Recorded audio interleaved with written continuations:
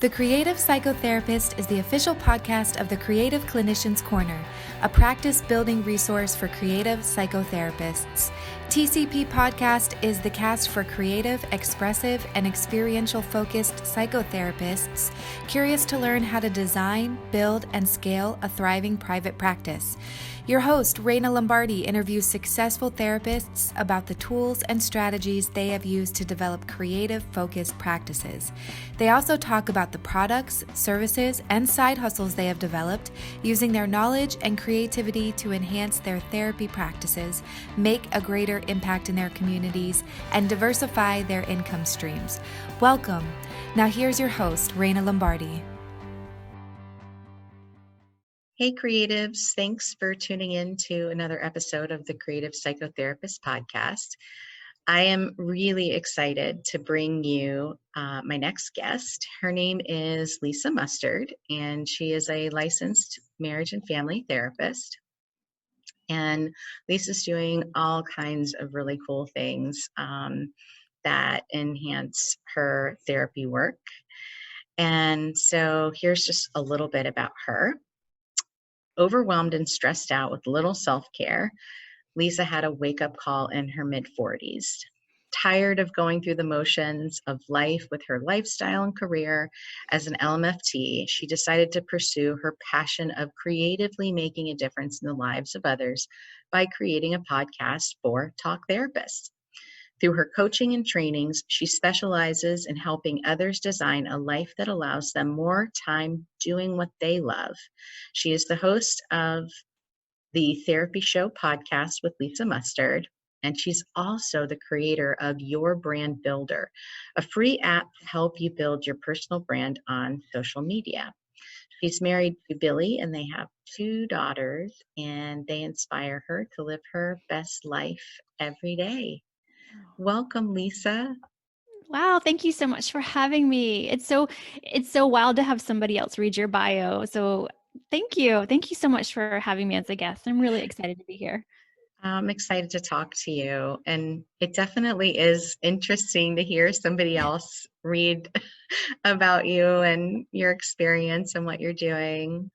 But yeah, let's kind of dive in. So you're doing quite a few things, and I've been following you on Facebook and listening to your podcast, and I just feel like you're constantly putting content out on social media, but you do it in such a way where it just seems like it's your natural feed, like just you, and not that you're promoting anything, which I really love. Well, thank you. Thank you so much. I got to be honest with you. A few years ago, I hired a social media coach because I didn't know anything. And I didn't want to come across as, look at me, look at all the stuff I'm doing. And I didn't understand. Let me back it up. I understood the power of social media, but I didn't understand how to use it in a way to grow an audience or get more visible. But I knew that was really, really important if I wanted to pivot and do new things. So I started with a coach. That's really what happened. And then was with that coach for individually about 2 to 3 months. And then he really taught me everything that I needed to know. And I just, from there, just started just to fly. And I do think that when you're in that space where I was, like, it's important, you don't want it to run your life, and you don't want to be thinking about it all the time, you have to kind of look to the people who are doing what it is that you want to have and get really curious about what's the strategy, because there is a strategy. There's a strategy. Yeah, I think that is important to state, because sometimes it can look really intimidating, right? Like it's that thing where, you watch a sports player, an athlete, and you're like, wow, they make it look so easy. And then you try it, or I try it. I'm like, oh, I just can't do this. But I think that in some ways, social media marketing can be like that too. There Yeah. are some people where you're like, I don't know how you do it. And Yeah. it looks so easy and natural. And then for others, you can tell it's uncomfortable. It doesn't feel true. And they're struggling to find out how to put their message out there. Mhm. Um, what would you say to somebody that is new to the social media game? Like, for example, with my consultation services, I help therapists who are trying to start a private practice, and a lot of them have never been on social media. They haven't done it for whatever reason. They've been very private about their lives. And now I'm asking them to consider Mhm. creating these social media accounts so that they can start to create visibility for themselves and the therapy practice that they have. What would you say are maybe three key things that folks in that situation really need to um, hone in on when it Sure. comes to this? Well, the first thing I would share is I totally get it. I totally get it. And I've talked to a lot of therapists. I am in my mid 40s and I talk to a lot of therapists same age who just don't want to be on social media. They don't see the value of it. But then they come and they say, "Well, what would you suggest I do?" I'm like, "I suggest you get on social media." And here is why. Because people are crawling all over the internet and social media looking for solutions to their problems. They are everywhere looking for it. And you are doing a disservice. This is how I phrase it in my head. I am doing a disservice if I don't share how I can help people, right? And gone are the days of referrals coming from your primary care physician. Like they're just, that could happen. Yeah, there are therapists out there that, and don't stop that. That is your number one grassroots marketing thing. Boots on the ground, go talk to those doctors, get your cards in there for sure. But there's also these free platforms where you can show up and give value and give content to your ideal client, your ideal customer, because y'all, they are looking. I can't tell you how many times I get a message, "Are you taking new clients? Are you taking new clients?" I'm not taking new clients, and I'm only licensed in South Carolina. So you should be sharing your good stuff. You should be out there. You don't have to share everything. By gosh, you don't have to no. You don't have to share whatever you don't want to share. But my second suggestion would be get really, really clear on who your target audience is. And once you get clear on your target audience, you want to kind of go behind into think about what their problems are. And you want to be creating content that addresses those problems. Okay, so that'll be my second one is think Mhm. about who your ideal customer client is, get into their brains, figure out what their problems are, and then the third thing would be start creating content addressing those problems. That is where people get tripped up. That is where they get into this place of, well, just tell me what to say or tell me how to do it. So there's a lot of different ways you can share. I would then say get comfortable. Well, let me back it up. You also want to be on the platform that your ideal client is on. So if I were to be marketing to Gen X women, I'd be on Facebook, marketing on Facebook. If I'm going to Mhm. market to millennials, I'd probably be over on Instagram. If I'm going to, so that's kind of how I think about it. If you want to market to professionals, then be on LinkedIn. Now, you can be on all of those platforms, but you want to really hone in on one or two that make the most sense for you. And for therapists, a lot of times that's going to be like either Facebook or Instagram and LinkedIn, or Facebook, Instagram, Pinterest. Like it just depends on who your ideal client is. From there, yeah, the strategy comes into play as to what do you now post and how often do you post? And then what type of content are you wanting to do? Do you want to do lives, which I think are the fastest way to grow the know, like, and trust factors? I have seen that happen in all of my ventures. It's the fastest way. Do you want to, maybe you're not comfortable with live, so record a video because then you can delete it and do as many takes as you want before you get it just right. So lives, video, and then it's content, and then just writing content. And we are therapists, a lot of us aren't writers, but it doesn't have to be so difficult. There's lots of trainings out there on how to write content for social media. And the more you practice it, the better you're going to get. So it's not so daunting. And you can figure this all out. Take a couple in the beginning. It's going to take, a couple hours to figure it out, like a Sunday or a Monday morning or any day, your off day. And just kind of look at your week and sketch out, what your posts are going to be. You can come up with themes for your day: Monday motivation, Wednesday wellness. And you don't have to tell people hashtag Wednesday wellness, right? You can just know in your head that that's going to be your topic. I mean, you can do that if you want, because maybe on Instagram that's a great hashtag.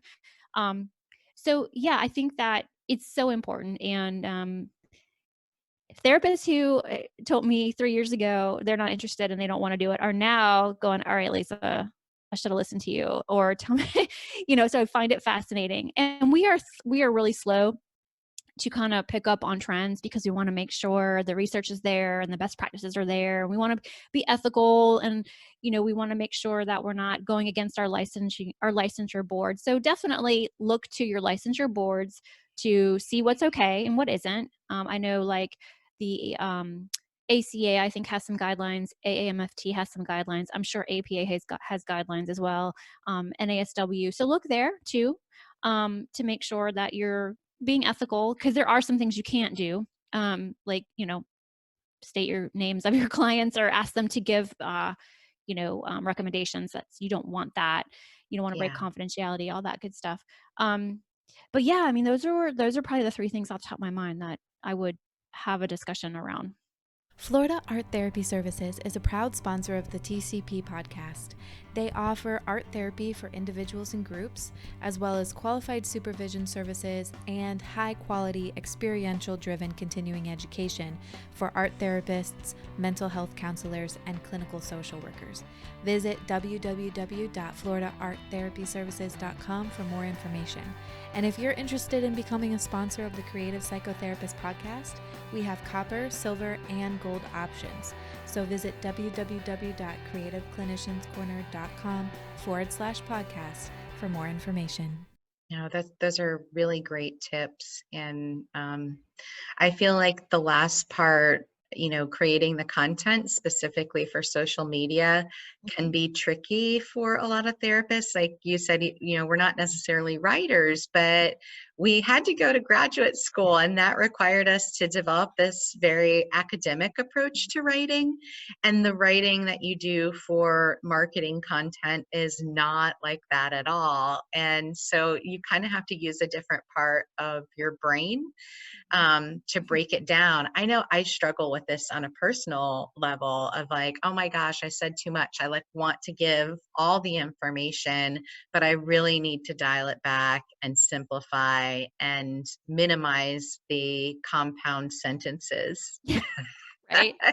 Yes. No, I hear you. And you also, something that kind of cracks me up is we're not speaking to each other. We're speaking to the average person who has a problem, and they're just looking to see, can she help me? So, we don't need to use all the clinical terms. We don't need to use not labels, diagnoses, now you can, if you're trying to, like, really catch attention. I mean, there's lots of ways you can do it. I think you have to start with what you're comfortable with, and less is more, for sure. Less is more.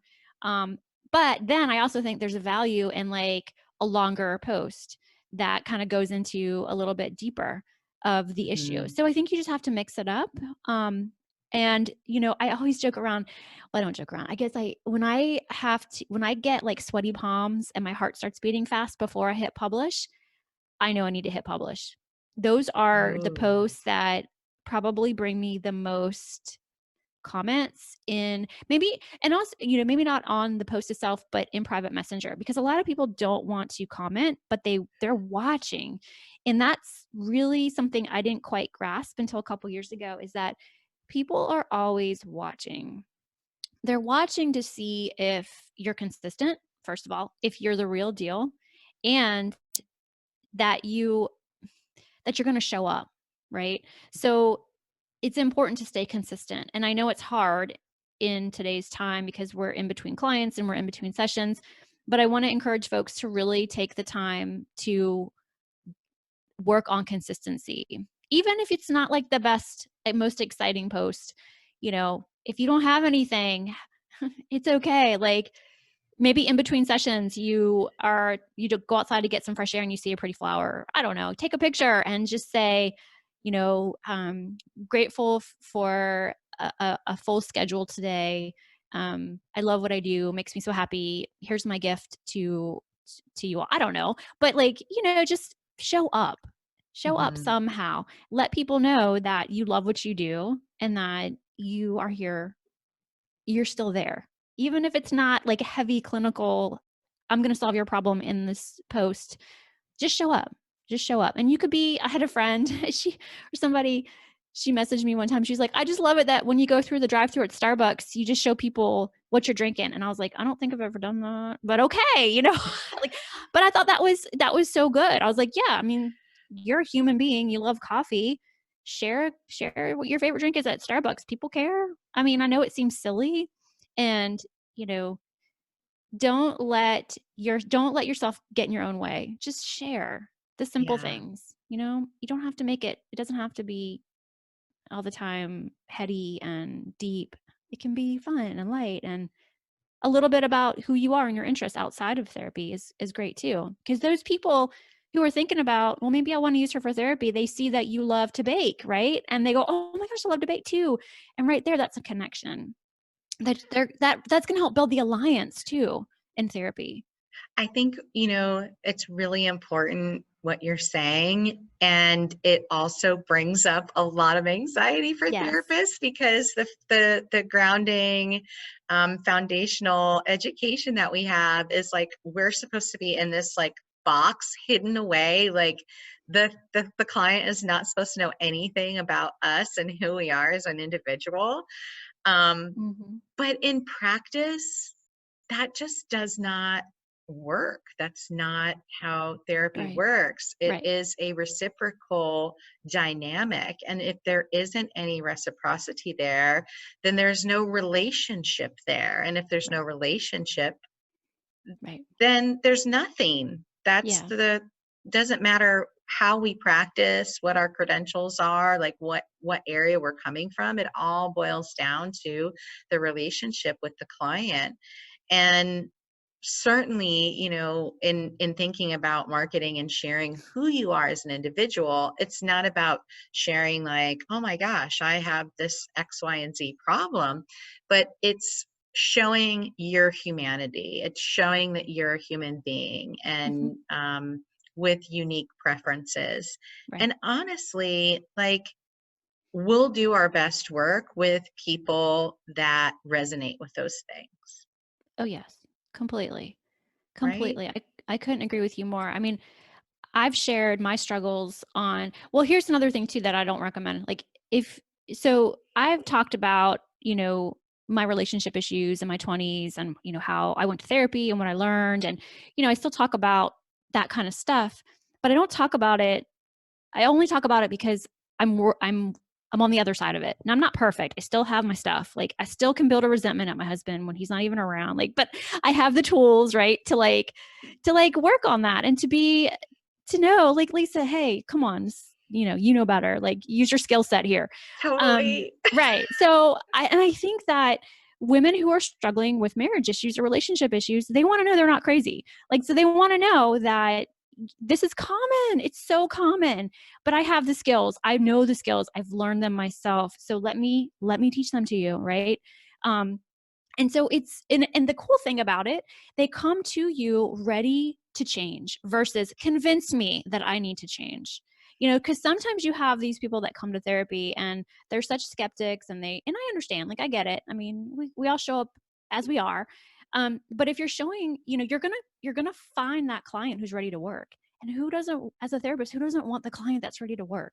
Right? Like that is Oh, a totally. gift. That is such a gift. Oh my gosh. I get so excited when I have somebody reach out and say, okay, I'm ready. I get it now. I know I have stuff, but I want to move forward. And it's like, oh, that's just because you've already shown them what's possible.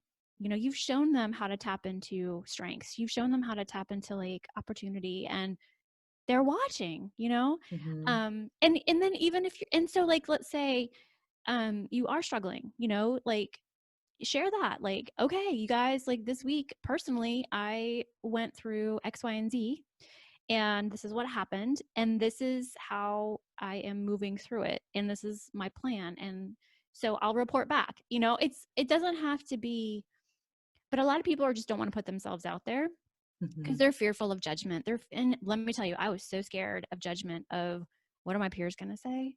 What are my friends going to say who I went to grad school with? Sure. And I don't care anymore. I really don't care because I am doing what I love to do, and I'm living out, you know, my authentic life, and it feels so good that Mm. I just I I love just hearing that.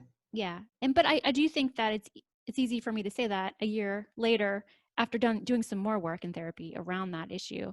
Um, and I can't tell you, it's really interesting.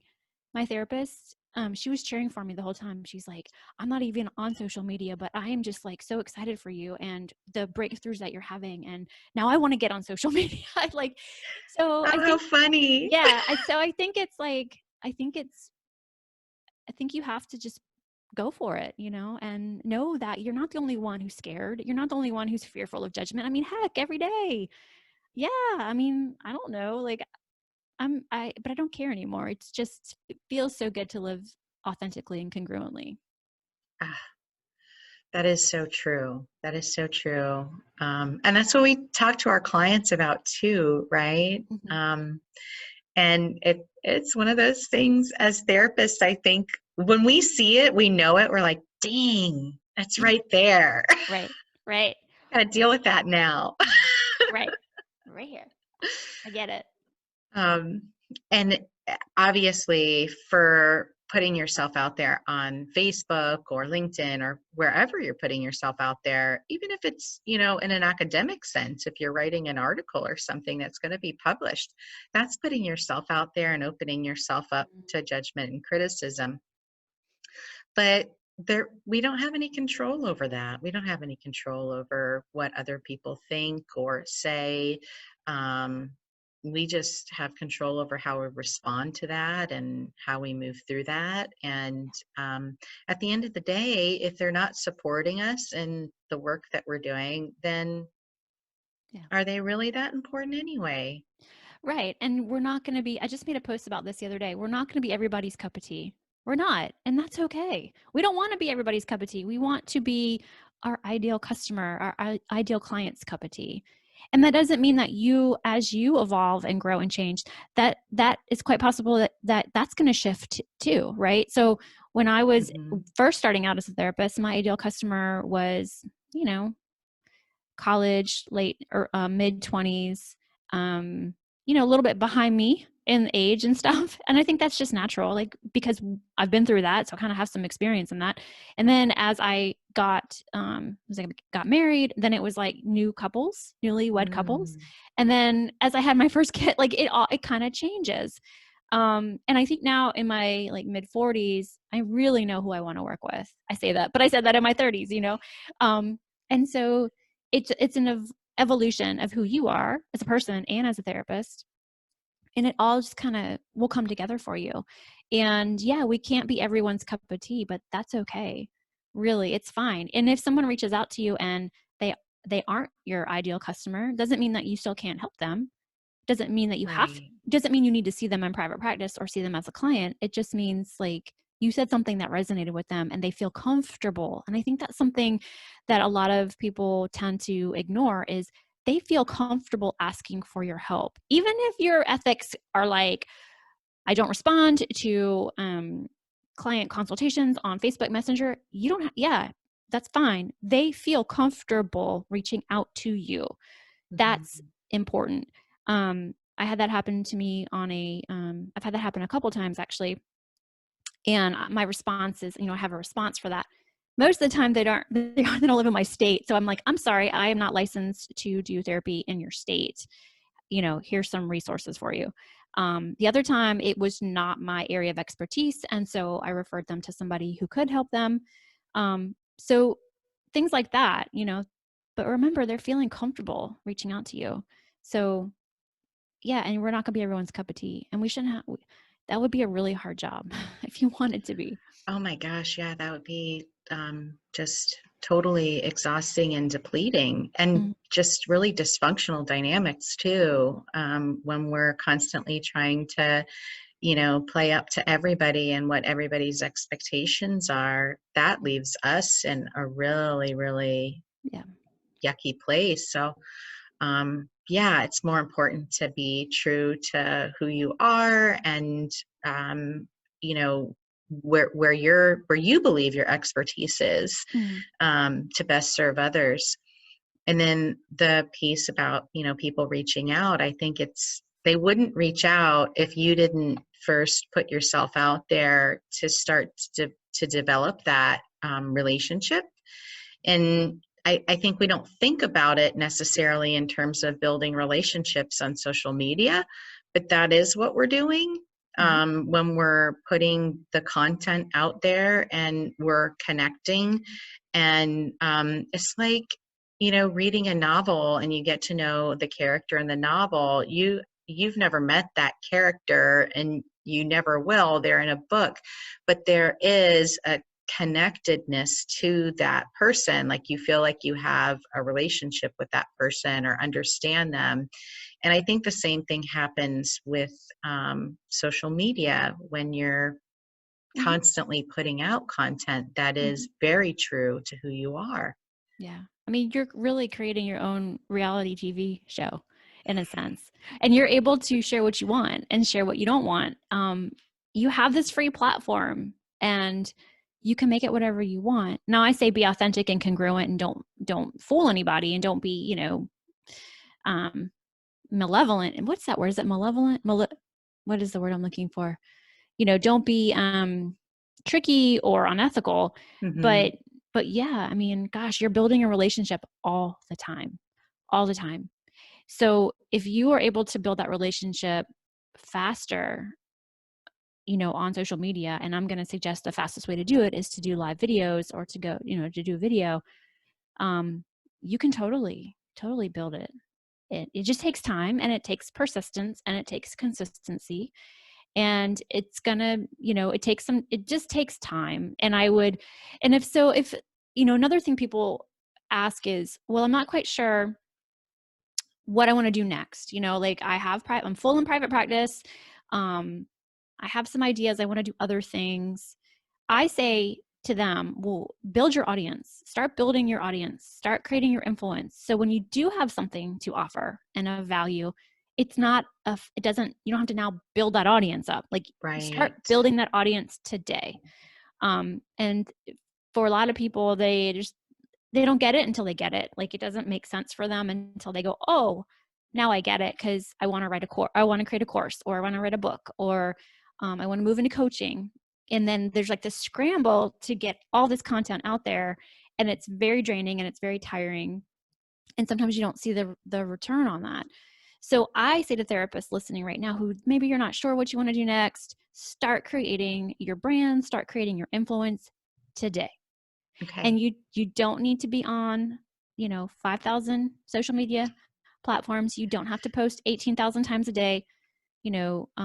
Start with posting twice a day. And I go into, I know you said you downloaded my app, but there's a lot of good information on your brand builder, which is a free app that I created a couple years ago. That is like all of my brain dumped into an app. So, initially I created that app because also in direct sales, network marketing, and I was having a lot. So as I was working with this coach, I had a lot of people in network marketing and direct sales reach out and go, okay, what's going on? Your content is changing. I see you doing new things. Like, what are you doing? And I was like, well, I finally got wise and learned how to use social media to grow my brand, which in turn helps me grow my business. So I decided, since I was getting all these questions, I was just going to make this app so I could say to so-and-so, like, okay, go get my app. Everything you need to know is in the app. So that's really It's how the app came about. awesome. Oh, thank you. Thank you. Yes. And Tons it's of free. tons of like really great tips on what to do and how to do it. And Yeah. yeah, and it's free. Yeah, and it's Free. free. And so what the app does is it tells you all the different types of posts that you could consider making, different like topics and themes. And then what it does is it doesn't post to Facebook or Instagram for you.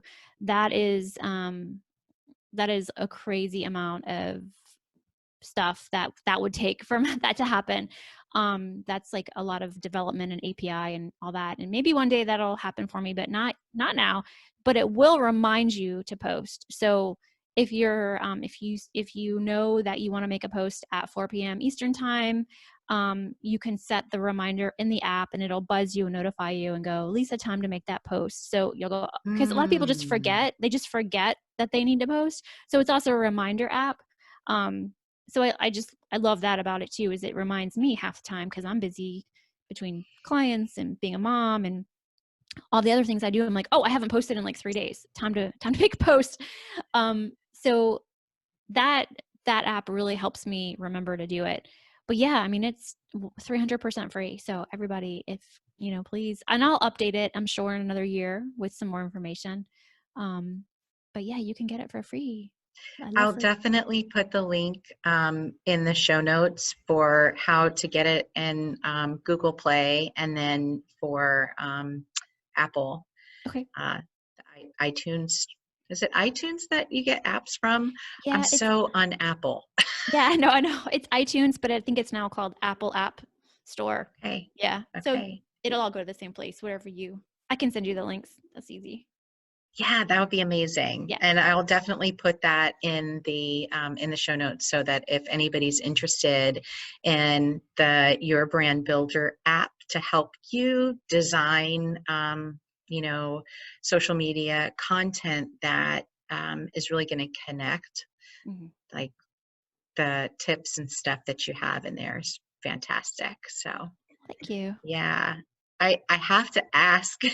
since we are talking about it, Mhm. because I've heard other therapists also talk about, I'm thinking about creating an app for a variety of different things.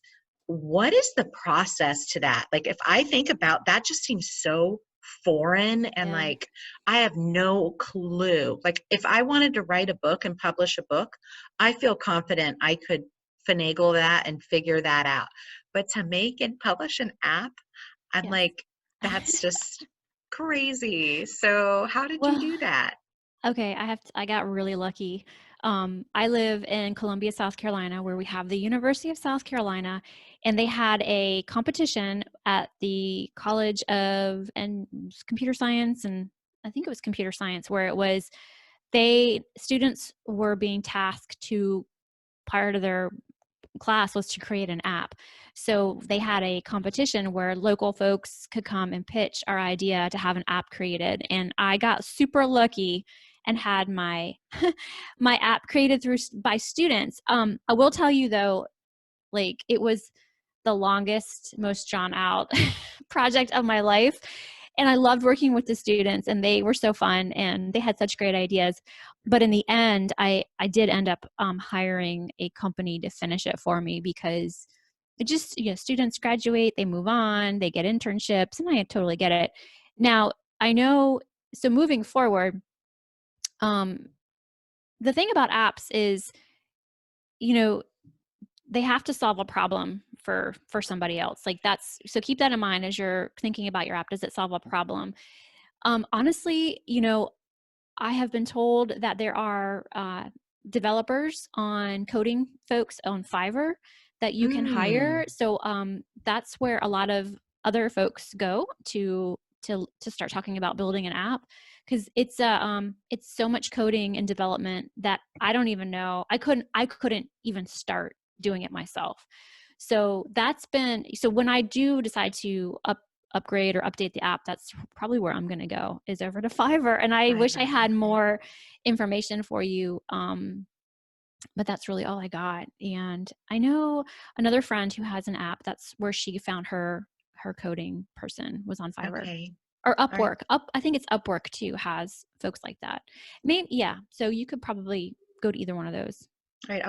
I'll put links to those in the show notes too, if people want to check those out. I've heard from other people that they've used Fiverr for a variety of different things, like making little digital animation videos for their marketing, or like different types of graphics Yeah. for social media posting, but lots of different things. Yeah. So great. Sure. Wow, that is really wild that you were able to have students build your Yeah. app for you. What like a really great, fortunate kind of timing. Yeah, it really was. And if any of those guys are listening, like I just think back to the whole process of learning how to do it and, them trying to understand what the heck I was talking about. And, like it was really, really fun. And yeah, yeah, I'm grateful that I was able to go through the students because I'm not sure it would have happened if I hadn't had them. Hmm. Yeah. So how long did it take from start to actually being published and being on the app stores? Okay, let's see. So my initial students worked on it through their semester and they had like a demo up and running.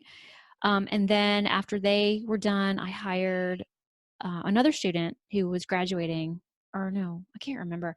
He worked on it for another couple months, and then he just got really busy. And then I ended up hiring an actual agency to finish it out, and that took a few months. So from start to finish, probably about over a year, like right at a year for it to finally happen. And it costs money. So like the students did it for free, but then when I had to hire somebody, I was paying for all this out of pocket. So like I had to, figure out how I was going to pay for this and get it created. And but it all came together. I mean, it all came together.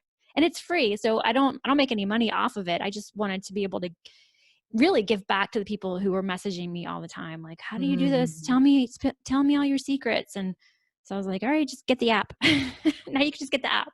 No, that's wonderful. Mhm. That's wonderful. I think though that that really illustrates a point though in the whole process of things as we're deciding if we're creating something that's of therapeutic value, say like a product or service that goes alongside our therapy practice, Mhm. and like whatever it is that we're doing, how is what we're creating solving a pain point? It Right. is, do people actually need it? Because if they don't actually need it, then we've done all that work, invested all that time, energy, Mhm. money, and then it just kind of falls flat. Now, ideally, we learn from those Right. situations and we grow from those situations. But if that can solve, if that can eliminate somebody from wasting that time to just know that up front, Mhm. somehow, gaining that market research, how do you know that this is going to solve a pain point? Well, you knew because people were Mhm. asking you for the content already. And Yeah. then that gets tiresome having to repeat yourself over and over and over again. Yep. um, Yep. so, And so if you think about that as a therapist and you think about creating content for social media, you know, it, you will eventually figure out what your other thing could be. So like if you're a couples therapist and you want to work with you're creating content for couples and you get to a point where you're like you can't take on any more couples, well maybe you could create a course because you already have the audience. They already know, like, and trust you. So you now have a course that you could put together. Or if you want to write a book, or I mean really you want to do a podcast, like, so you have, it just takes time and it takes searching, and figuring mhm, out like what do you really want to do. So I totally understand that. And I remember at the time when I was creating the app, my husband was like, okay, you're spending all this time and money on this app. What are you going to do? How are you going to monetize this? Like, how is this going to monetize eventually? And, it's funny looking back, I was like, I don't know. I just want to help people. But I also knew in the back of my brain, like, this is just good for me and building my brand. It shows people how I do it.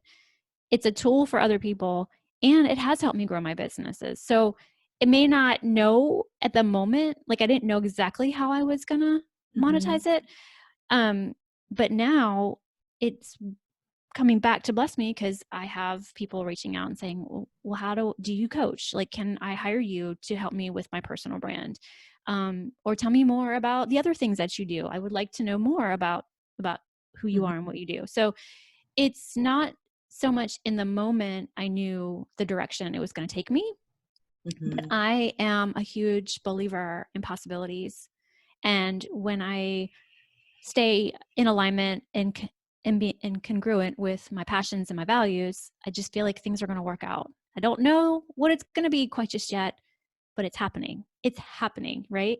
So that's been probably a big lesson for me. Like, just, pursue what your strengths are and what you love doing, and other things, it's going to work out. Yeah, I think that there's real value in understanding that when you do something and you're putting something out there of yours that is free, right? Whether that's your time, your energy, expertise, or whether that's developing a product that's going to help somebody else. When you're thinking about it in terms of a marketing aspect of what you're doing, you look at the end game. I might not have an immediate return in terms of money flowing into the business. However, in the long term, how is this going to serve bringing traffic to my website or getting people to know about what I'm doing? And that long-term investment ends up being a tremendous value. Right. And I think that's kind of what you were pointing out with your brand builders. You just didn't know what it was Right. going to do, but over time of it being out there, and you didn't just abandon it, close it up, and be like, it's not doing anything, I'm going to put it in a box over here. No, you're still, you still have it out there, and you're promoting it. So it's still working for you. Yeah, completely. Yeah. I love what you said. Completely. Yeah. So I would, I want to ask you a little bit too Sure. about kind of your process. Did you build that before you started your podcast or after? The app? Yeah. Oh, I built that way before the podcast. Yeah, that app came out in, let's see, 2 years ago, 3 years ago. I think 2 years ago. Yeah, 2 years ago the app came out, and I started my podcast a year ago. A year ago. Wow, Mhm. congratulations. That's Thank you. exciting. A year. So you've been slowly building your larger brand Mhm. over time. What was the first thing that you started with when you were kind of branding yourself and what you do? Oh gosh. Oh, I've tried so many things. Like, just overall, I never really marketed myself for therapy on Facebook. So because I have a job, like I have a job, so I don't need to market myself. I thought about starting a private practice. I'm not, like, I'm thinking about it. I don't know if I want to go into that, but I'll tell you. So when I turned 40, I was struggling with losing the last of the baby weight, like struggling. And I started on a nutrition program that I lost the baby weight. And I knew it was network marketing, but I didn't care. I just wanted the experience and I wanted to lose the baby weight. So I was like, I'll try anything. I've tried everything at this point. I've been in the gym over like 20 years and I know these things, but it just wasn't working for me anymore. And so really I started on that, and I was just kind of sharing with people my experiences, and it started to take off. And I was seeing all these other people that were using the product sharing on social media, and I thought, wow, like I can do this too, right? So I started sharing, and that's really when I started to understand the power of social media. And like, but I also didn't want to be that person that was like, ugh, she's talking about weight loss and shakes and detox and cleanse, and I didn't want to do it anymore. I was like, I am the brand, right? I am the brand, not this company. Because what happens if I decide I don't want to use it anymore, or I find something different? So Mm. I stopped really. Now, here's the funny part. I still use these products. Like, I still use them. I don't use them. I use them more for like pre-workout, post-workout, extra Mm-hmm. protein in my diet. I don't use them for fat loss anymore. Um, so I wanted to get away from that type of posts. And that's really when I started to learn more about how to market myself and my personal brand. And that's when it really started to take off, and I understood the power of showing up and being, giving value and being authentic and congruent. And I also, part of who I am and what I love to do is help empower other women to show up and share their good stuff and be a positive and uplifting person on social media, because there's so much out there that's not pleasant and it's icky, and we're going Yeah. through what we're going through right now. um, I'm not saying that I'm oblivious to the world and things that are going on. I mean, but I don't share that on social media because I don't want to, I don't want to put my energy towards it. Right. Mm-hmm. When it comes to those things, I have a way of dealing. I have a way of coping. I help my clients with it, but I don't want to put it out on social media because there's enough out there on it. So I always just choose the opposite. Like, that's how I think about it. Choose Mm. the opposite. Like, choose the opposite. Like, you can change how you present at any time. It's still congruent and authentic to who I am, but so I went through this thing on social media where I didn't want to talk about nutrition and diet anymore because I was, so what happened was I was getting all these messages from women who would just tell me what to eat and I'll eat it. I want to look like you. And I was like, it's not like, doesn't work like that. And so Mm. the more I was talking to them, I was like, dude, I'm doing your therapy in private messenger, right? Like, I'm not getting paid for this, and I don't want to talk about this because it's not fair to you. I don't know your history. I don't know you. I am not a dietitian. I use it. It works. Maybe it'll work for you too. It works for, 90% of people who try it. And there was all kinds of stuff going on that I didn't have all the information, right? As therapists, we Yeah. need to ask questions. We need to get all the information. We need to know how we can help people. So I just stopped talking so much about it because I didn't want to go down that path anymore. And so many women have issues around food and body image. And I thought, well, if I'm going to be talking about this, I want to get paid for it because I can do this work, but I'm not doing it in private messenger. And I'm not going to spend my energy and time because it's not fair to this person. And it's not fair to me if it's not like a professional relationship. Right. Um, because I didn't want to guess. Like, I don't know. Go Right. talk to your doctor, see if it's your hormones. I don't know. But if you came in my office with your full panel and we could talk about it and refer you to a dietitian, like, yes. Um, so I had to be very careful, and I just got really tired of it. And it was, I'm more than just that. So I had to take a step back and kind of like prioritize my values and my ethics moving forward. Like, how do I want to show Mhm. up? And things are much clearer now. They're uh, much more aligned. I'm having conversations that are not like that anymore. And if they do come my way, I just don't engage with it and say, I can't, I don't do this anymore. But my point is, sorry, I kind of got on a tangent, is that I got so many questions. I realized that there's so much mindset mess around this for women that my next thing is I want to write a book on, fitness for women in their 40s, but focusing on the mindset of Mm. it, because there's so Huge. much mess up here. Um, Totally. and there's a lot of head talk that women, like, I see it all the time. I see it everywhere. And I want to help them. I want to help them, and I want to tell them how I overcame it in my mindset and what I did and what I do to stay healthy and happy, around aging and um, fitness and all that stuff. So Yeah, I kind of went on a tangent there. I don't know what your No, original that's question was. okay. That's okay. I think it's interesting because you're talking about something that in one way, like fitness and health and diet, we know as therapists that that is incredibly important to our mental Mhm. health, but it's definitely also a different area of practice. I know just you Mhm. have a like a history of being a personal trainer and being involved in fitness.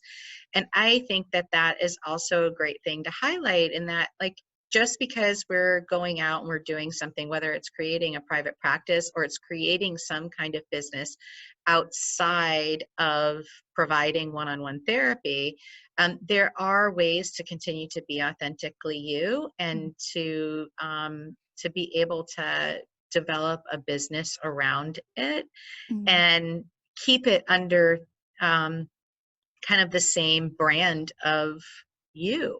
Right. Yes. Yes, completely agree. And I'm so glad that you agree too, because I think it's we are so much more than just the therapist, right? Like we have Yes. other interests, we have other, things that we enjoy, and you can include all of it. You are the influence, like you said, you are the tool. I think you said this. You are the tool in session or in the therapy room, and you're also the influence in other areas of your life. So it's you can, you can do whatever you want. You can make it whatever you want. I just say at the end of the day, does it feel good? Does it feel right? Is it ethical? Mhm. Is it congruent in alignment? Right. Yeah, no, I totally agree. Yeah, that's awesome. You've done so much. I know you pointed out that you have a like an official job, but Yeah. on the side from that, you're doing so many different things Mhm. and just entrepreneurship, um, which I Thanks. think is awesome. Thank you. Yeah, yeah. So thank you so much for sharing all of your wisdom and the great information about marketing and showing up and how people can use your brand builder to learn more about Mm. ideas on how to do that. And it's free, which is Yeah. amazing.